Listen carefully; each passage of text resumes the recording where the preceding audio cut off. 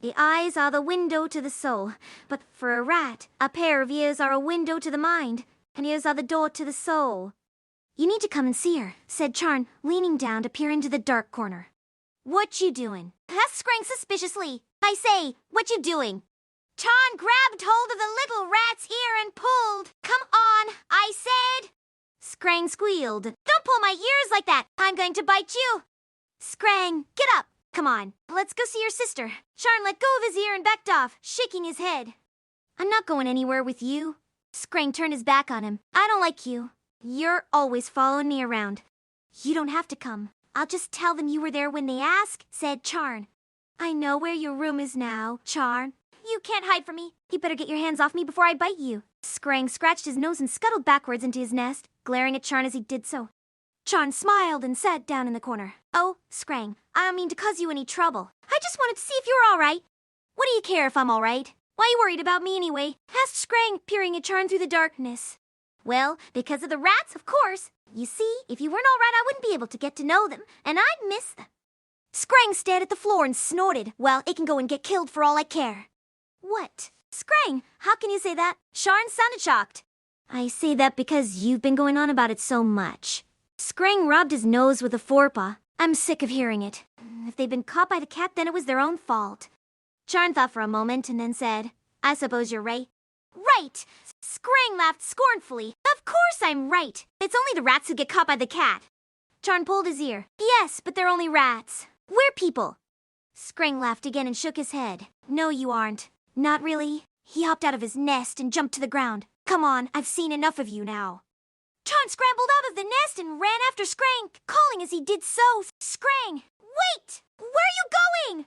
Scrang turned at the door and waited for Charn to catch up with him. He led the way along the corridor, skirting round the small rooms where the rats lived. His friend was in one of them. Scrang felt guilty that he had forgotten all about him when he found his sister in the cellar, and now he felt he must warn him. The two rats were in front of a large doorway when they heard the loud wail of an animal in pain. They stopped and listened. The noise seemed to come from inside the house, somewhere on the upper floors. They both turned their heads towards the sound and listened more intently. It sounds like a cat, whispered Scrang. I think so too, replied Charn, but I'm not sure. But we know what that means, said Scrang confidently. It means it's someone being eaten alive. That's terrible. Charn shivered and turned to run away. Scrang grabbed him and pulled him back towards the door. What are you doing? Demanded Charn. You don't want to be near that.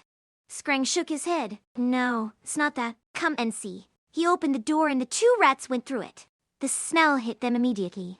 It was awful, worse even than when they had found her lying in the cellar. Charn put his head in his paws. How can she live here like this? I don't know, replied Scrang, looking round at the long dark passages and rooms which were filled with old boxes and rubbish. There was no sign of anyone else around, but the two rats could hear the crying again, coming from somewhere close by.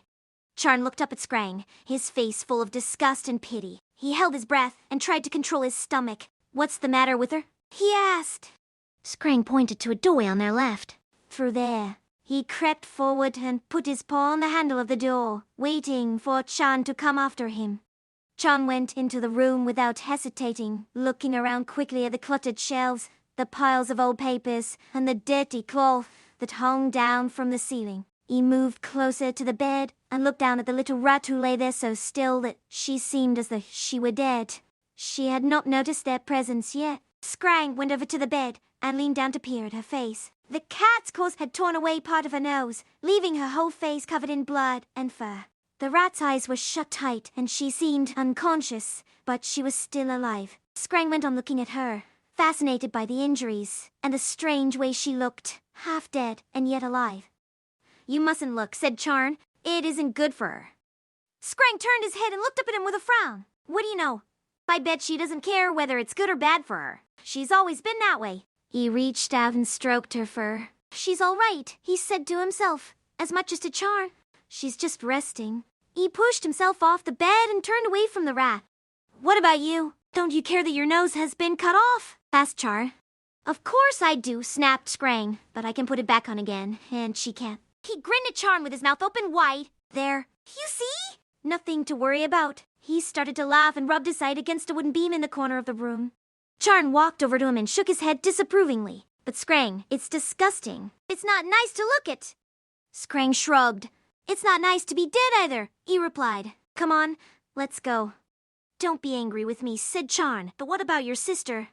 Scrang looked back over his shoulder at the rat on the bed. What about her?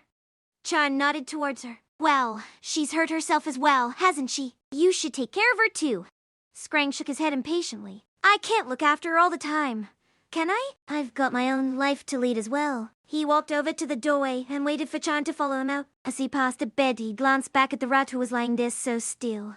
He stopped for a moment, as though listening, but the sound of the cat crying did not change, and he continued on his way. When they were in the corridor again, Scrang stopped suddenly and turned to Charn. Did you ever wonder what would happen if I never came out? He asked. Do you think my mother would still wait for me? Of course she would, replied Charn, shaking his head vigorously. Don't talk like that, Scrang. You've got a mother and father and a brother, haven't you?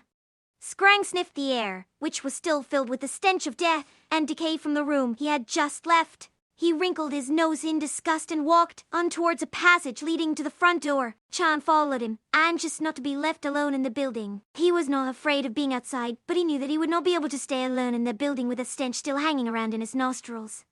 The two rats passed through the front door and out into the night. It was dark and cold outside, but Scrang didn't notice it. His mind was filled with thoughts of what had happened to him that night, and how much his life had changed since then. He had not seen his mother since he had left his home the day. He had thought about going back several times, but he could never bring himself to do it. Every time he had decided to go home, it seemed easier to forget about it completely.